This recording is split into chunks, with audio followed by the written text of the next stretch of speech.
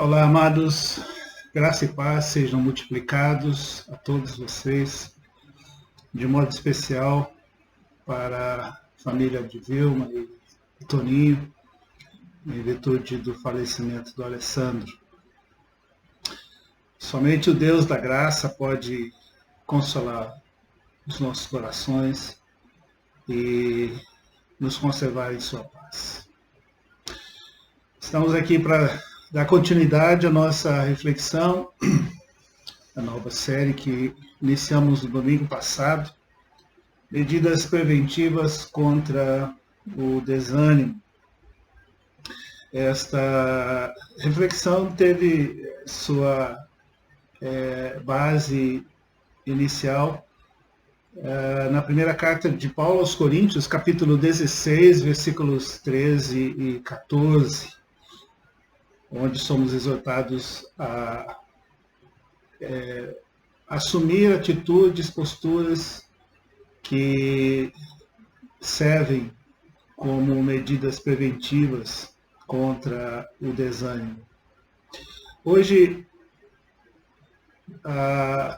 o aspecto que eu quero focalizar é a necessidade de manter vigilância constante, que, na verdade, a primeira medida a ser adotada, a necessidade de manter vigilância constante. Ao iniciarmos essa reflexão, nós temos visto que o desânimo, que pode ser gerado por diferentes fatores, tanto internos como externos em nossa vida, representa para nós um grande desafio nesses dias em que enfrentamos a pandemia e as suas diferentes implicações. Além disso, entendemos que todos, sem exceção, podem ser atingidos pelo desânimo. A forma como cada um vai ser atingido, a maneira como cada um vai ser afetado, a intensidade com que o desânimo vai atingir ou afetar e por quanto tempo a pessoa estará desanimada, vai depender da sua atitude pessoal, da sua resposta a esse mal.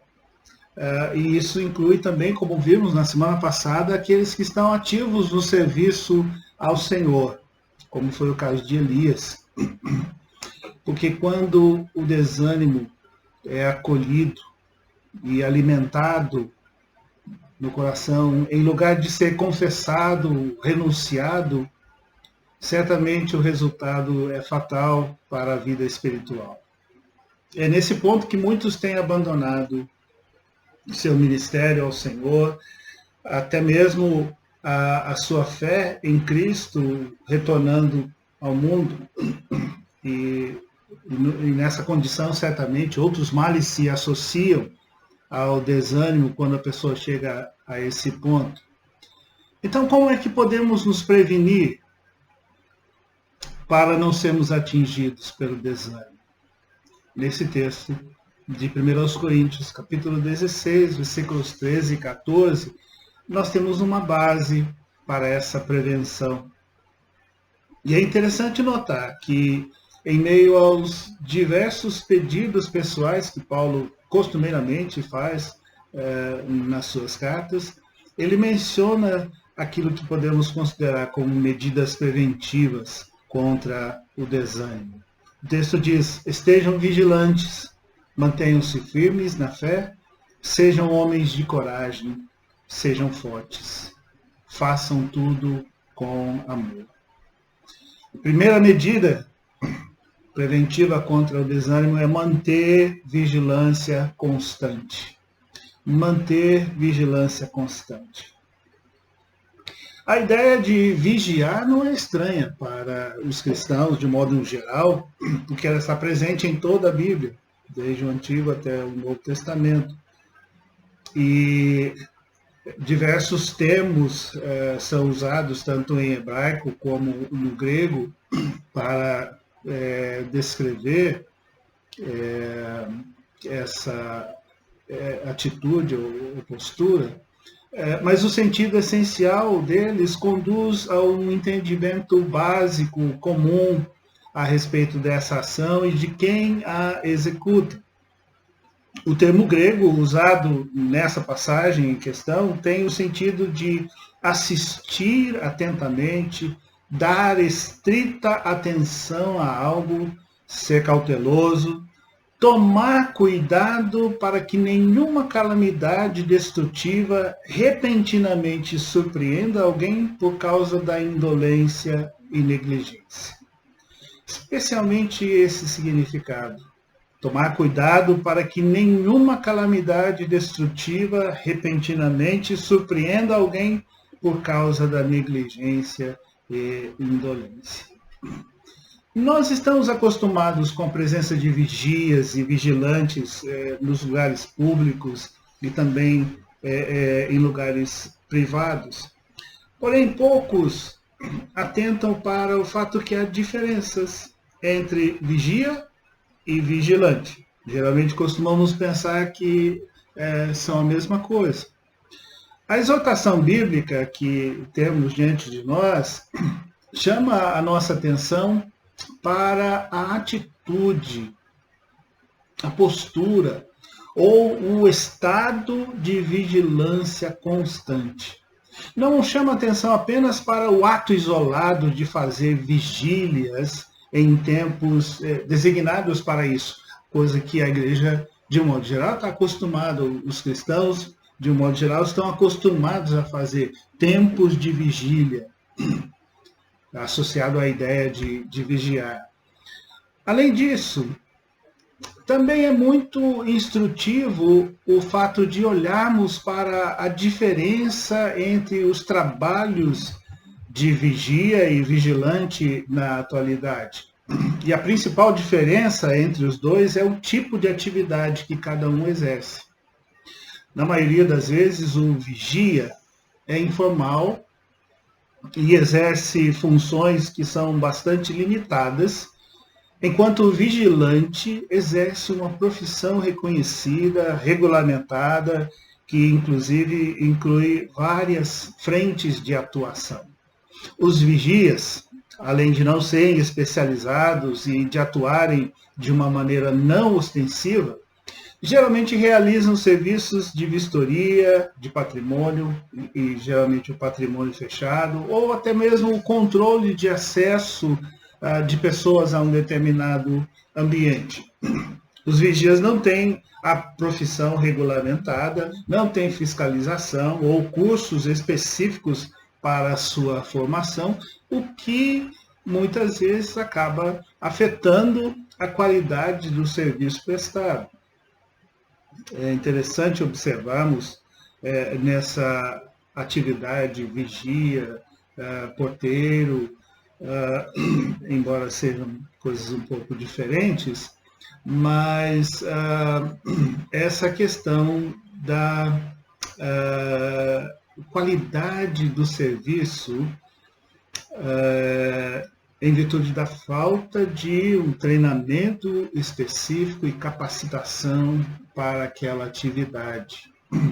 Geralmente é uma atividade, a atividade de vigia, exercida por pessoas que já deixaram o mercado de trabalho ou não têm uma outra qualificação específica.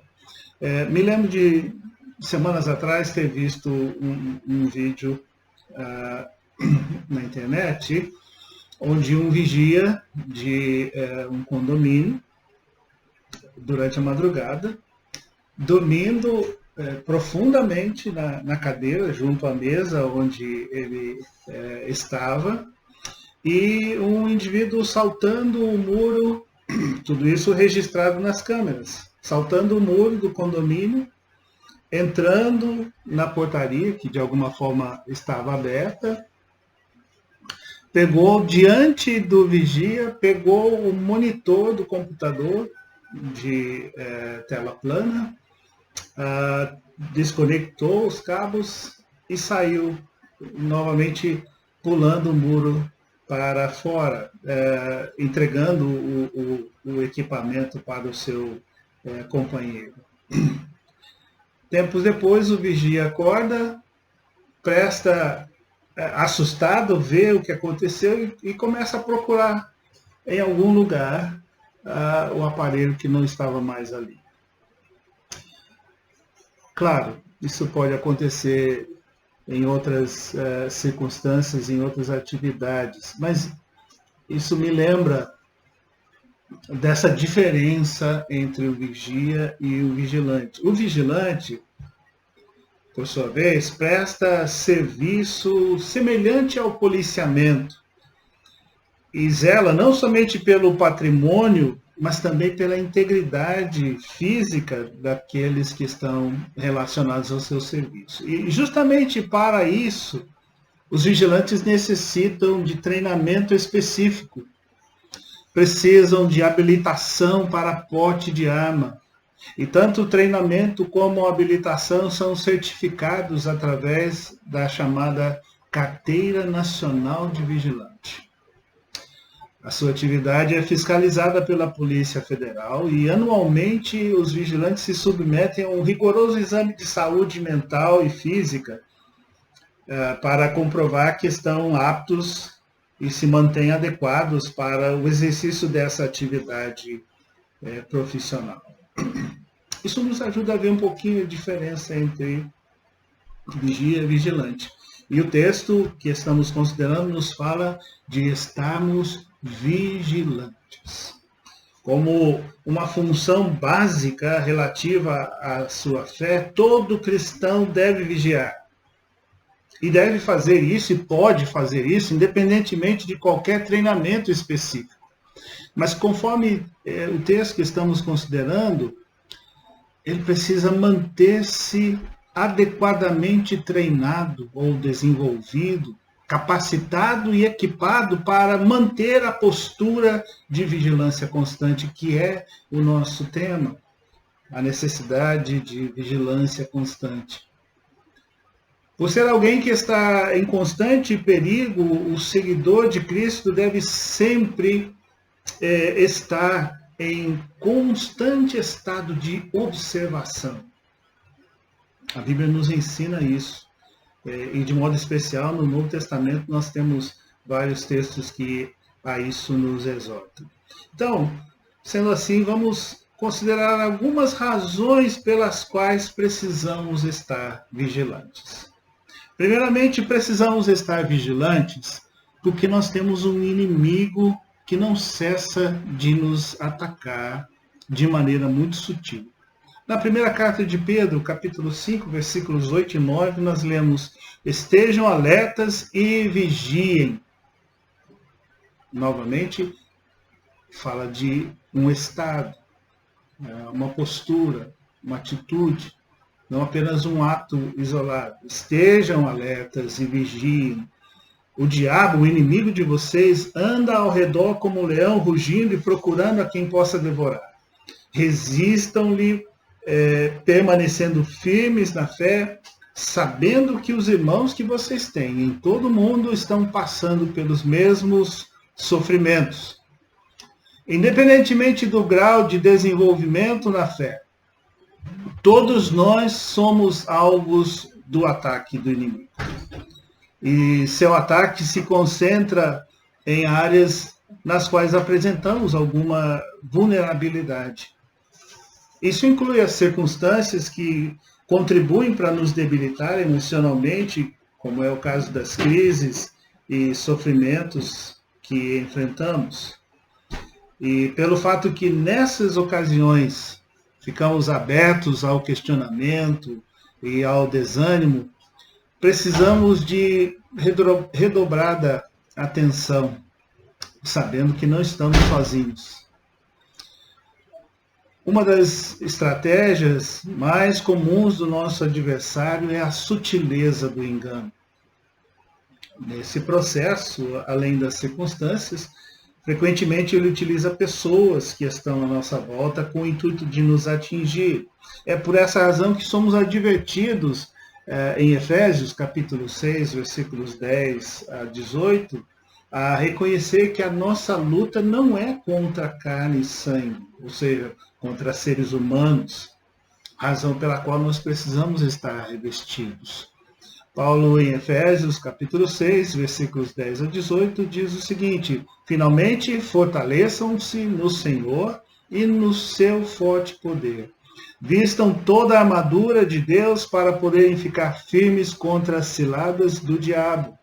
Pois a nossa luta não é contra seres humanos, mas contra os poderes e autoridades, contra os dominadores desse mundo de trevas, contra as forças espirituais do mal nas regiões celestiais. Por isso, vistam toda a armadura de Deus para que possam resistir no dia mau e permanecer inabaláveis depois de terem feito tudo. Assim, mantenham-se firmes, cingindo-se com o cinto da verdade, vestindo a couraça da justiça e tendo os pés calçados com a prontidão do evangelho da paz. Além disso, usem o escudo da fé, com o qual vocês poderão apagar todas as setas inflamadas do maligno. Usem o capacete da salvação e a espada do Espírito, que é a palavra de Deus. Orem no Espírito em todas as ocasiões, com toda oração e súplica. Tendo isso em mente, estejam atentos e perseverem na oração por todos os santos. Nós precisamos estar vigilantes, porque temos um inimigo que não cessa de nos atacar de modo sutil. Segunda razão pela qual precisamos estar vigilantes é porque o mundo e a carne também atuam contra nós. O mundo e a carne atuam contra nós. Primeira carta de João, capítulo 2, versículos 15 a 17. Não amem o mundo, nem o que nele há. Se alguém ama o mundo, o amor do Pai não está nele. Pois tudo o que há no mundo, a cobiça da carne, a cobiça dos olhos e a ostentação dos bens, não provém do Pai, mas do mundo. O mundo e a sua cobiça passam, mas aquele que faz a vontade de Deus permanece para sempre. Esse texto bíblico nos fala daquilo que nós chamamos de o tripé da tentação. A cobiça da carne, a cobiça dos olhos e a ostentação dos bens. De acordo com a versão, diferentes, ou de acordo com diferentes versões, o termo usado é a concupiscência, ou o desejo, e também a soberba da vida. Esse tripé da tentação tem como elementos destacados o mundo e a carne. Nós encontramos o mesmo tripé no relato da queda no Éden, quando a mulher foi iludida a pecar e o homem a acompanhou na mesma escolha de desobedecer a Deus, comendo do fruto que não era para comer. Ela foi seduzida por aquilo que parecia ser agradável aos olhos, apetitoso ou agradável ao paladar e interessante para receber ou adquirir conhecimento. Quando falamos do mundo, nós estamos nos referindo à mentalidade, o sistema da sociedade que está afastada de Deus. Na realidade, é a filosofia de vida que ignora os valores e os mandamentos de Deus. Quando falamos de carne ou da carne, estamos nos referindo à natureza pecaminosa da humanidade caída. Ela caracteriza, sobretudo, a busca de satisfação dos desejos e apetites naturais com os quais Deus nos criou, porém de uma forma contrária à que Ele estabeleceu, a qual podemos conhecer através da sua palavra. Embora sendo novas criaturas, uma vez que nós somos regenerados em Cristo, nós ainda lidamos com a chamada depravação adquirida, ou seja, o gosto que nós adquirimos durante o tempo que vivemos na prática do pecado, a vivência que nós tivemos na prática do pecado antes de conhecermos a Cristo. Nós somos purificados, regenerados pelo Senhor, purificados da natureza caída, mas ainda lidamos com esse resquício, né, com aquilo que nós aprendemos ou o gosto que nós desenvolvemos pelo pecado. Além disso, e enquanto, aliás, estamos vivendo fisicamente nesse mundo, nós também temos que lidar constantemente com a presença do pecado, que na palavra de Deus é descrito como algo insistente que nos assedia, como se fosse uma pessoa, ou é descrito, na verdade, em termos pessoais,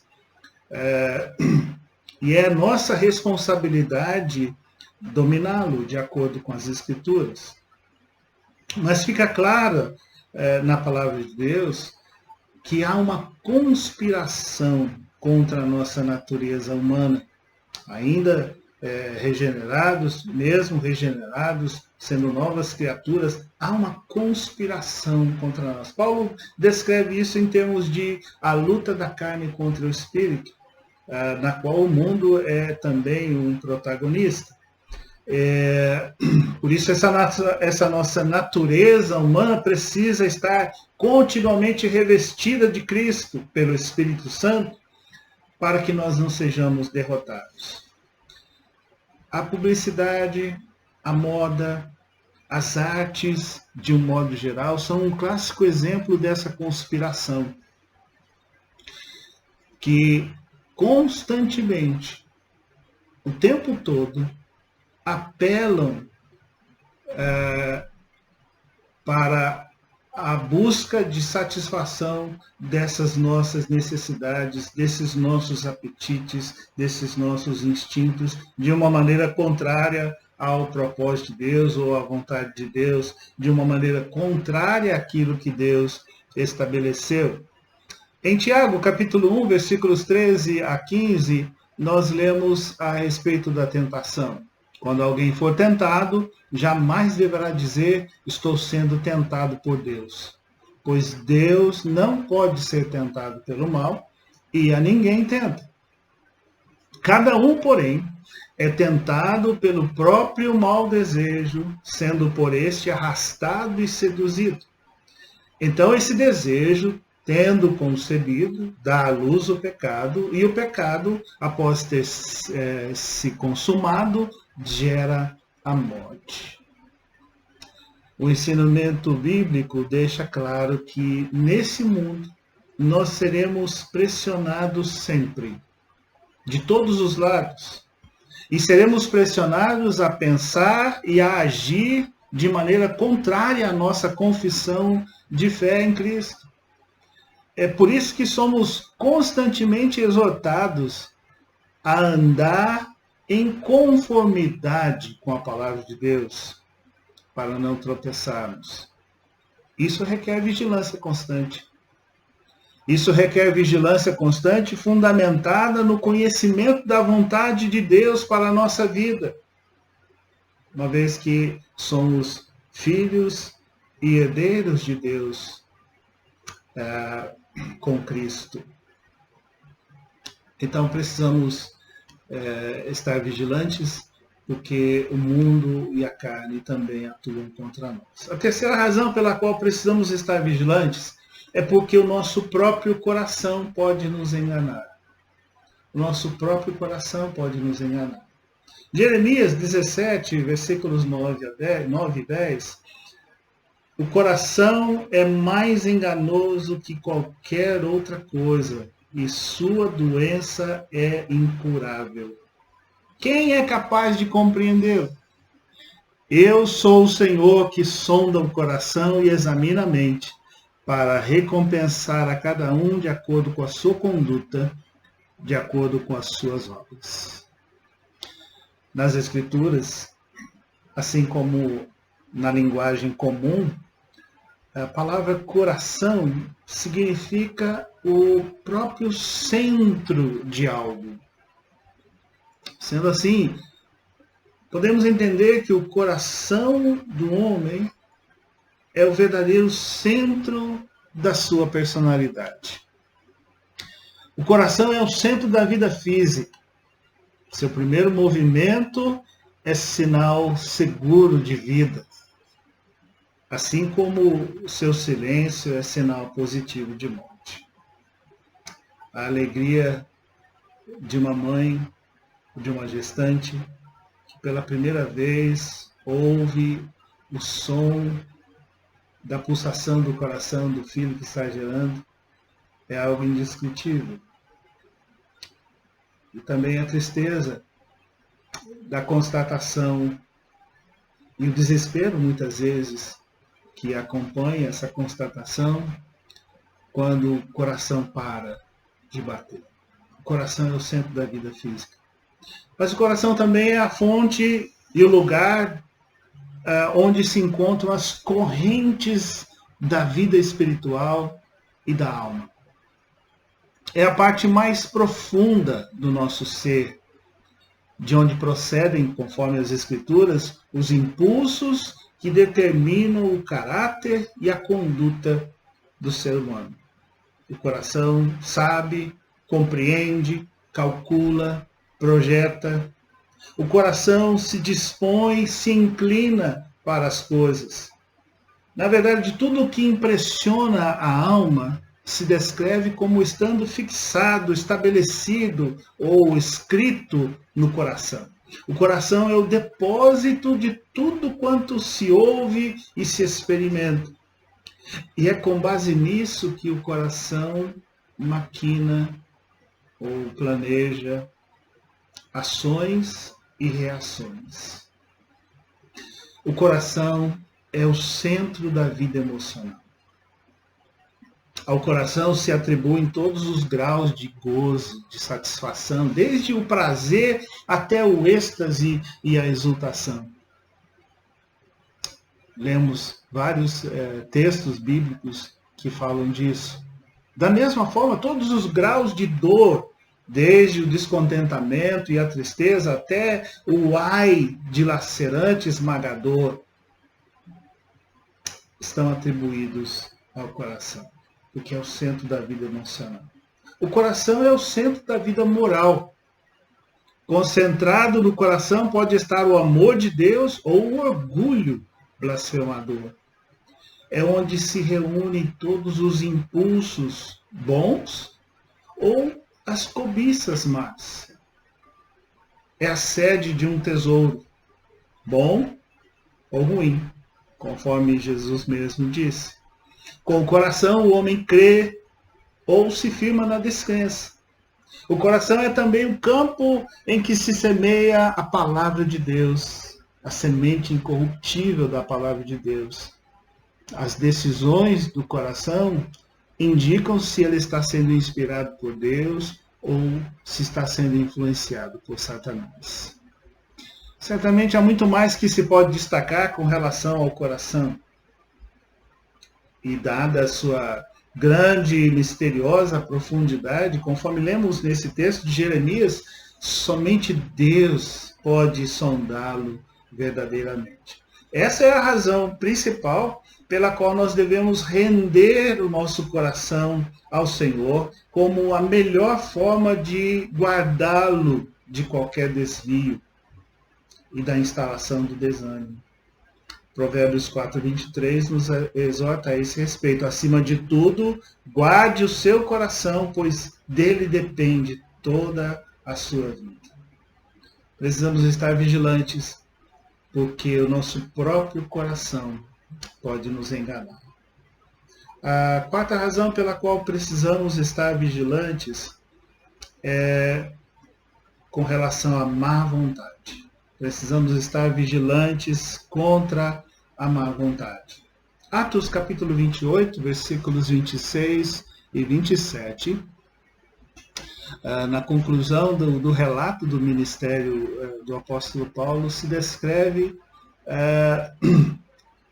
de maneira definitiva seu encaminhamento para os gentios, através da citação do texto de Isaías a respeito do povo de Israel.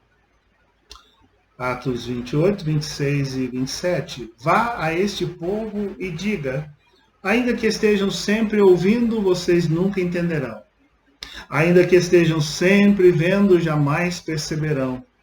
pois o coração deste povo se tornou insensível.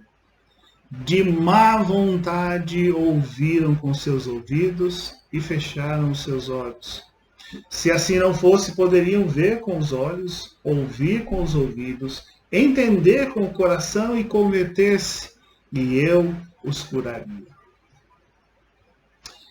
Também é no coração que se assentam todos os graus de má vontade, desde a provocação e ira até a cólera incontrolável e o ardente desejo de vingança.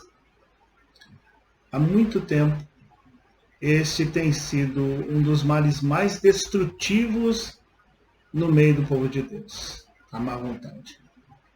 Frequentemente nos dirigimos ou nos referimos à má vontade relacionando-a com a divergência de opinião. E grande parte dos mal-entendidos e do sofrimento entre casais envolvem questões que se relacionam à má vontade. Podemos dizer o mesmo até em relação a boa parte dos problemas que ocorrem em qualquer grupo de pessoas, e a igreja não está isenta disso. Boa parte dos problemas que ocorrem no relacionamento entre pessoas na comunidade da fé está relacionada à má vontade. Ao olharmos nos dicionários, o termo vontade é definido como faculdade de agir em consciência e deliberadamente. É descrito como o poder de controle que a mente tem sobre as suas próprias ações. É descrito como desejo, objetivo, determinação. É descrito ainda como disposição em relação a outro. Vontade, então, é descrita dessa forma. Considerando especialmente essa última conotação, disposição em relação a outro, mas sem perder de vista as demais, nós podemos entender a má vontade como sendo, então, uma disposição desfavorável. Não se trata de uma indisposição casual, como muitas vezes nos ocorre uma indisposição para fazer determinada coisa, determinada tarefa, que é passageira, que é relativa à falta de um descanso adequado, que é relativa a um abatimento ou qualquer outro fator de menor importância. Mas quando falamos de má vontade, quando a Bíblia descreve a má vontade, não está falando nesses termos, não está tratando de uma indisposição casual, mas sim de uma escolha consciente e intencional de agir de modo contrário àquilo que esteja sendo proposto. Uma escolha consciente e intencional de agir de modo contrário ao que esteja sendo proposto. E é isso que devemos ter em mente ao falarmos de má vontade. Tendo isso em mente, nós podemos considerar algumas implicações e consequências da má vontade. Por exemplo, a má vontade é um desastre. Se você demonstra uma contínua má vontade, vai jogar fora inúmeras oportunidades, como infelizmente acontece na vida de muitos cristãos. Além disso, vai abrir um enorme fosso, uma enorme vala entre você e as pessoas que são mais próximas. Porque certamente terá problemas com o seu cônjuge, terá problemas com seus filhos e outras pessoas que estejam mais próximas. A má vontade traz prejuízo e atraso no caminhar. Porque quando a má vontade se instala entre você e Deus, a situação se torna muito arriscada. Aqueles que, por má vontade, se recusam a atender ao chamado do Senhor, certamente podem perder a vez e ter outros tomando os seus lugares. a má vontade leva à desobediência.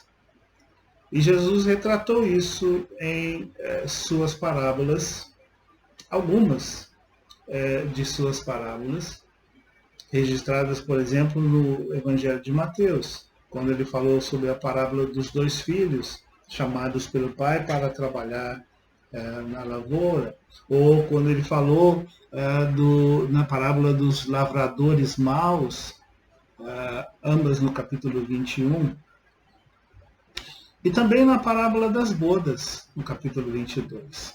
Nessas parábolas, Jesus mostra que o que dá autoridade a qualquer pessoa, qualquer líder ou membro da família da fé, é a obediência ao Senhor. A má vontade leva à desobediência. A má vontade persistente finalmente resulta em destruição. A má vontade clássica de Jerusalém em relação ao Senhor e os seus enviados custou a sua destruição. O lamento mais nostálgico de Jesus, e uma das 2 ocasiões que Jesus chorou, segundo o registro dos evangelhos, é a respeito disso, do lamento sobre Jerusalém. Lucas capítulo 19, versículos 41 a 44. Quando se aproximou e viu a cidade, Jesus chorou sobre ela e disse: se você compreendesse nesse dia, sim, você também, o que traz a paz. Mas agora isso está oculto aos seus olhos. Virão dias em que os seus inimigos construirão trincheiras contra você. A rodearão e a cercarão de todos os lados. Também a lançarão por terra. Você e os seus filhos. Não deixarão pedra sobre pedra, porque você não reconheceu a oportunidade que Deus lhe concedeu. Menos de 40 anos depois desse lamento sobre Jerusalém, mais precisamente no ano 70 depois de Cristo, a cidade foi cercada e arrasada pelos exércitos romanos comandados pelo general Tito. A quinta razão pela qual precisamos estar vigilantes é com relação à falta de poder na vida e no serviço ao Senhor.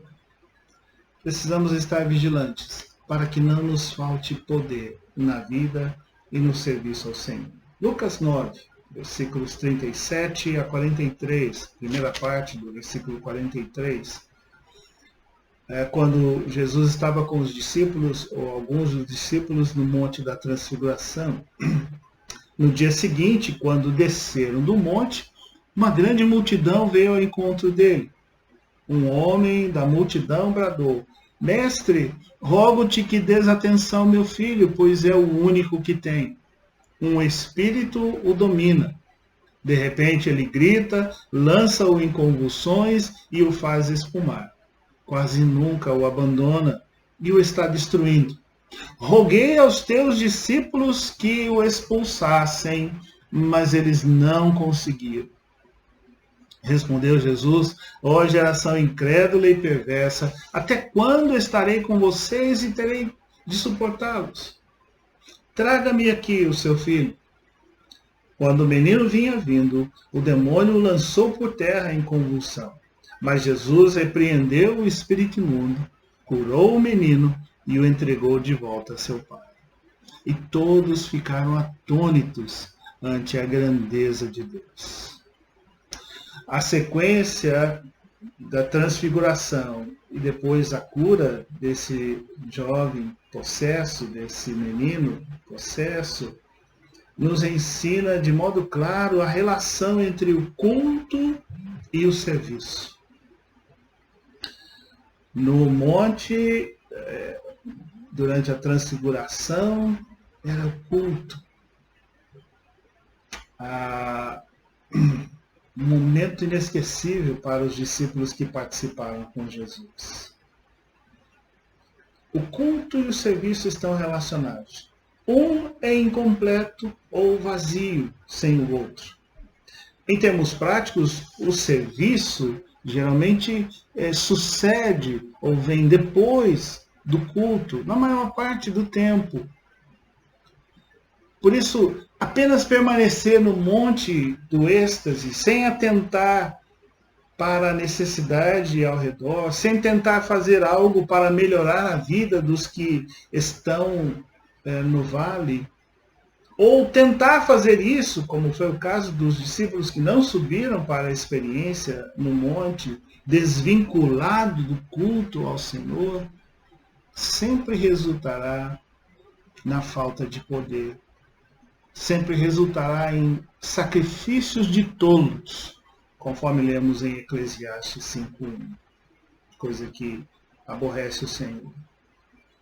A experiência dos discípulos, neste relato, nos apresenta um sonoro alerta contra acerca de 4 ocasiões, ou 4 condições em que a falta de poder nos domina. A falta de poder nos domina quando buscamos a ajuda dos homens e não de Cristo. No versículo 40, o pai disse: eu roguei aos teus discípulos que o expulsassem, mas eles não conseguiram. A falta de poder nos domina quando agimos sem fé.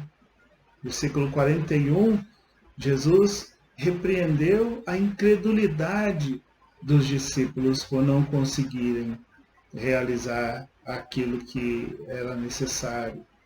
A falta de poder nos domina quando existe perversidade no coração.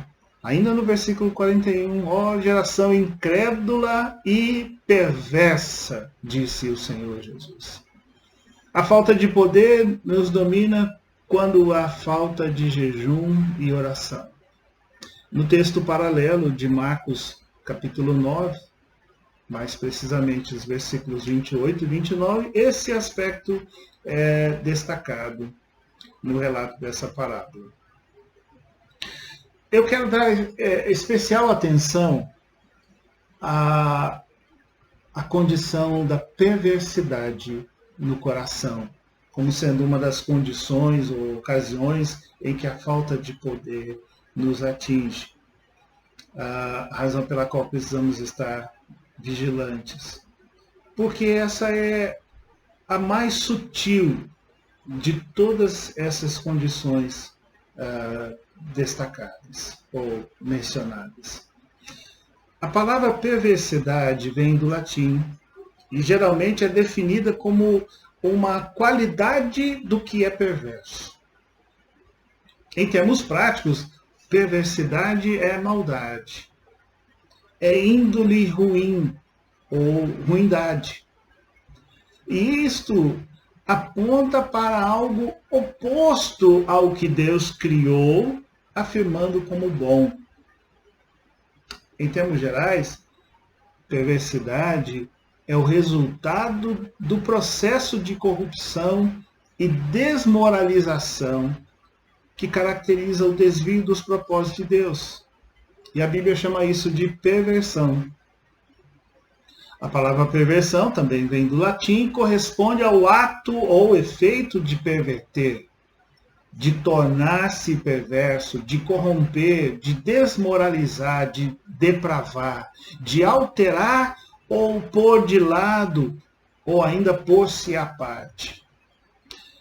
É um termo usado para designar o desvio, seja por parte do indivíduo ou de um grupo todo, o desvio de qualquer um dos comportamentos humanos considerados normais ou corretos para um grupo social. O problema que enfrentamos é que os conceitos de normalidade e anormalidade variam com o passar do tempo e de acordo com as diferentes culturas. Assim sendo, o que é condenado numa sociedade não é condenado em outra.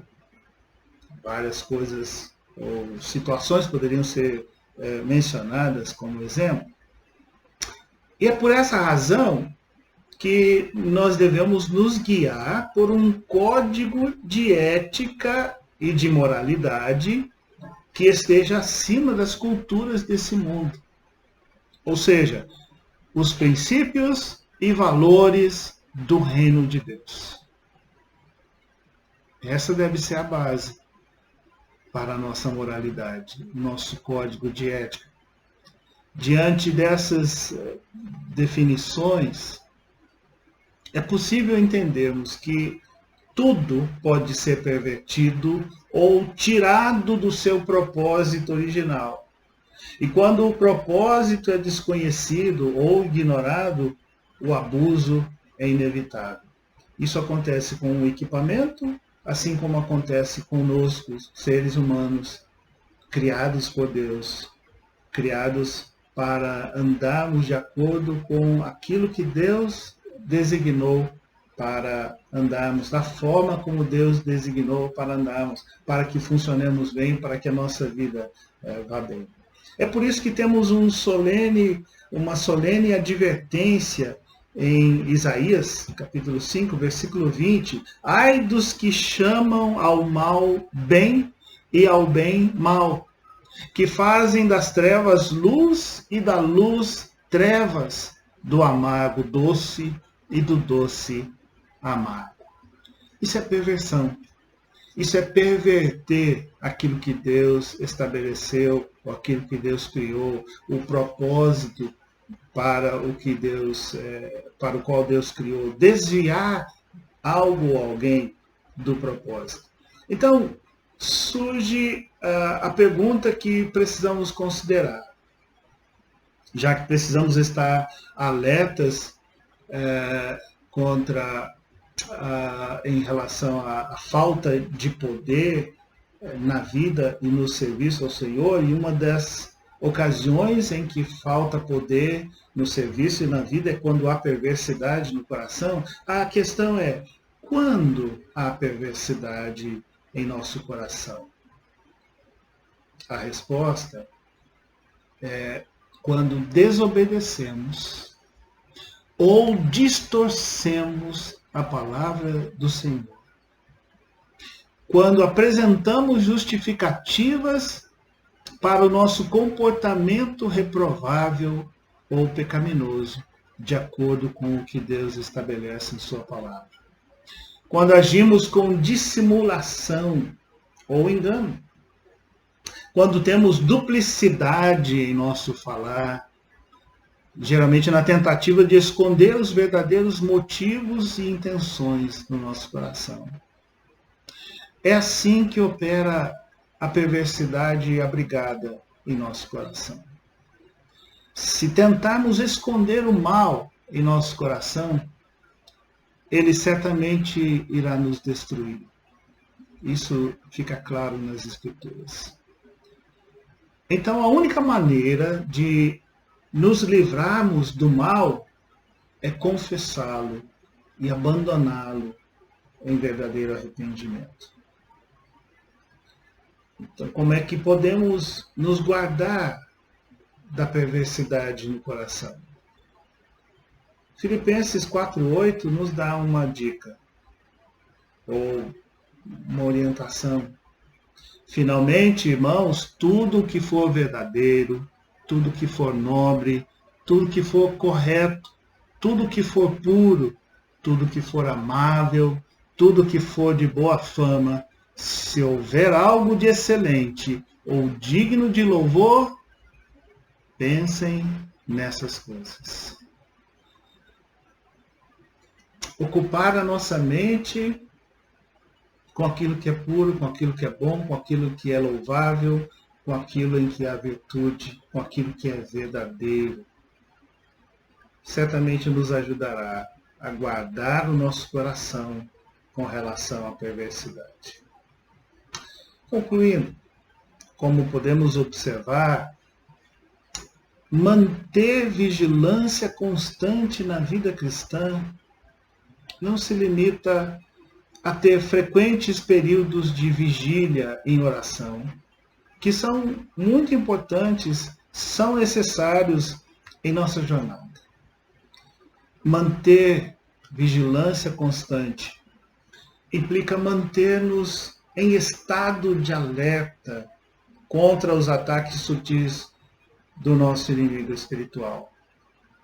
Implica estarmos precavidos contra a militância, a luta da carne e do mundo contra nós.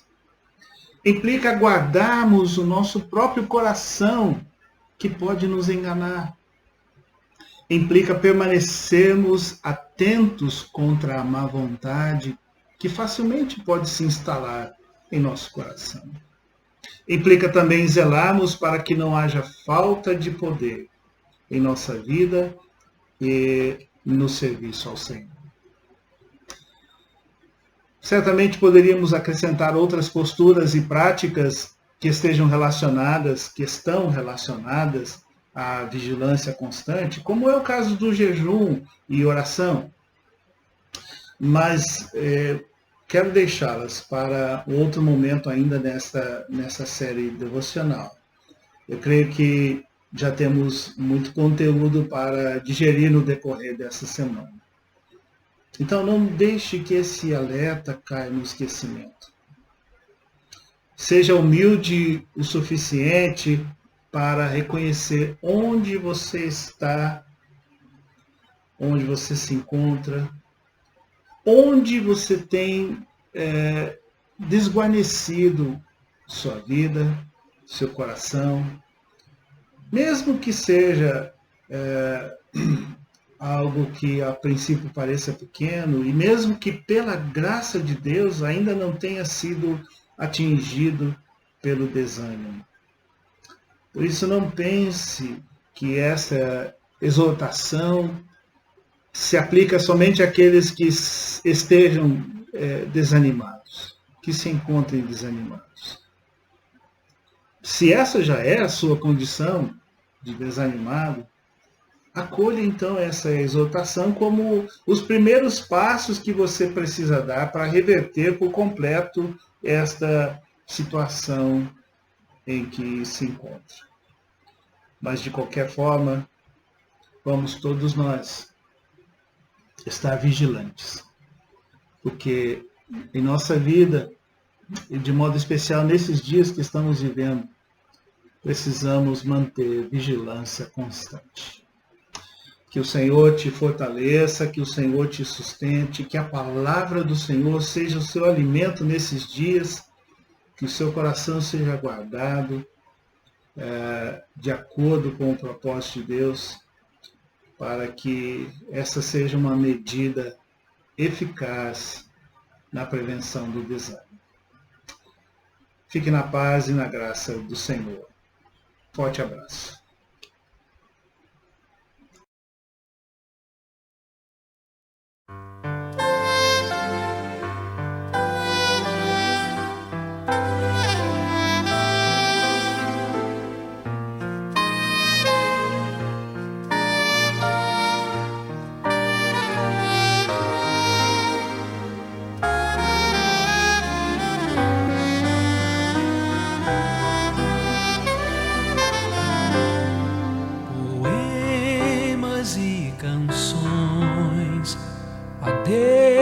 Sejam escritos por todos os peritos a quem concedeu os dons.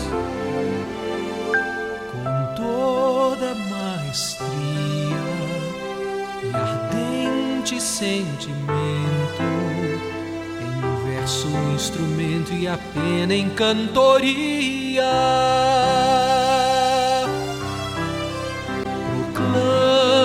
com beleza sua criação,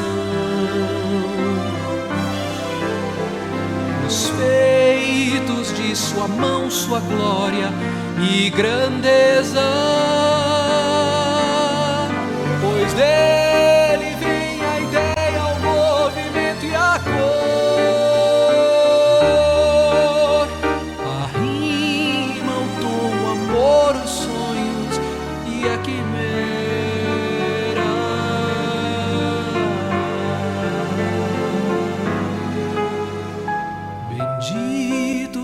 Se deu aos nossos corações Poemas e canções, aquele que por nós morreu.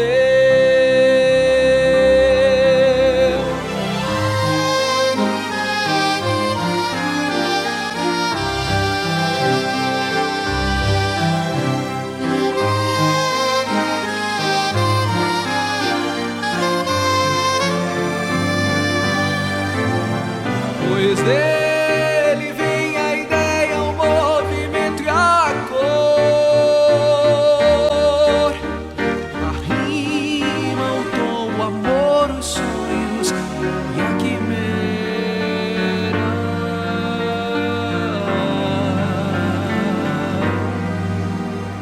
Bendito que se deu aos nossos corações poemas e canções, aquele que por nós morreu.